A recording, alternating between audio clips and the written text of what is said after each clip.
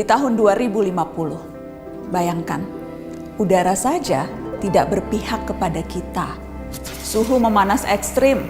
Sebagian orang terpaksa mendekam setiap hari di ruang ber-AC dengan handuk basah menyeka wajah. Mata terus berair, dan kita hanya dapat tertidur di setiap subuh karena cuma itu waktu yang cukup sejuk. Di luar tembok rumah kita, peningkatan suhu menyebabkan kekeringan parah di banyak belahan dunia. Hanya orang kaya yang bisa membayar air. Keran-keran di tempat publik dikunci. Hutan-hutan terbakar. 2 miliar orang berhadapan langsung dengan suhu yang bisa meroket sampai 60 derajat Celcius. Titik panas di mana tubuh manusia tak dapat bertahan lebih dari 6 jam. 2050, permukaan laut naik drastis menyebabkan badai ekstrim. Kota-kota pesisir tersapu pasang dan banjir menewaskan ribuan dan menggusur jutaan orang. Beberapa kota terpadat di dunia tenggelam, termasuk Alexandria, Kairo, Mumbai, Shanghai, Bangkok, dan tentu saja Jakarta. Orang-orang harus mengungsi ke tempat yang lebih tinggi. Setiap hari kita akan melihat foto rombongan keluarga mengarungi banjir.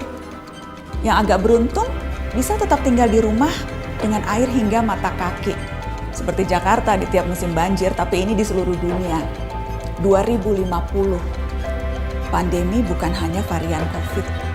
Perubahan suhu, banjir, urbanisasi, dan pergerakan populasi manusia mengakibatkan penyebaran penyakit. Setengah dari populasi dunia beresiko tertular malaria atau demam berdarah. Wabah baru bisa melampaui angka kematian penyakit jantung, menciptakan krisis perawatan kesehatan. Perusahaan asuransi pun menolak melayani. Apa yang kita lalui 2 tahun kemarin, tampak tak ada apa-apanya. 2050, kelaparan merajalela. Populasi dunia meningkat sampai 9 miliar jiwa, walau tingkat kesuburan manusia menurun. Terlalu banyak mulut harus diberi makan, sementara dunia kekurangan air dan lahan yang bisa digarap. Bahan makanan akan semakin mahal, jumlah orang kurang gizi di dunia pun terus meningkat. Sementara bantuan logistik, kalaupun ada, pasti tiba terlambat karena terhambat bencana di mana-mana. 2050, hubungan internasional tak lagi akur. Setiap negara menjadi egois dan saling curiga. Perdagangan global macet karena negara-negara berhenti mengekspor dan memilih mempertahankan sumber daya mereka sendiri. Padahal jutaan orang butuh bermigrasi. Tapi banyak negara lockdown dan menjaga perbatasan dengan tentara. Sedikit kesalahpahaman akan menciptakan perang. Dan seperti biasanya, netizen lalu memperuncing keadaan dengan memenuhi media sosial dengan teori konspirasi dan video-video propaganda. Teman-teman, meski terdengar seperti naskah disaster movie, itu tadi tidak mengada-ngada, menghayal atau menakut-nakuti.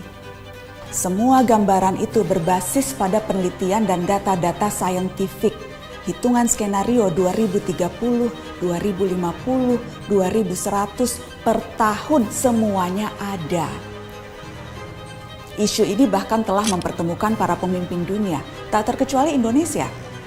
Kemarin Presiden Jokowi hadir dalam KTT COP26, sebuah forum tingkat tinggi yang diikuti 197 negara. Mereka membicarakan masa depan, rencana untuk menghalangi skenario-skenario tadi terwujud. Memang sulit, karena masing-masing negara punya kepentingannya sendiri. Akan ada tarik ulur yang berbelit-belit, tapi kesepakatan harus dilaksanakan. Dunia harus melakukan pengurangan karbon secara progresif, mencapai target 0 emisi segera.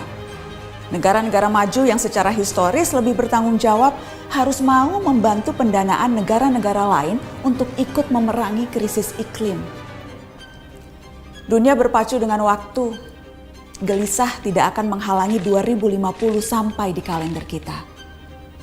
Kita harus serius mempelajari isu ini, termasuk mengawal kebijakan dan langkah-langkah pemerintah. Sorotan terhadap COP26 menegaskan Indonesia selama tinggal di planet yang sama tidak terbebas dari resiko maupun tanggung jawab. Ada yang bisa kita lakukan sebagai individu, tentu saja itu perlu. Namun rangkaian kebijakan negara yang berdampak signifikan, itu yang paling kita butuhkan segera. Kita tak bisa memilih planet, tapi masa depan bisa.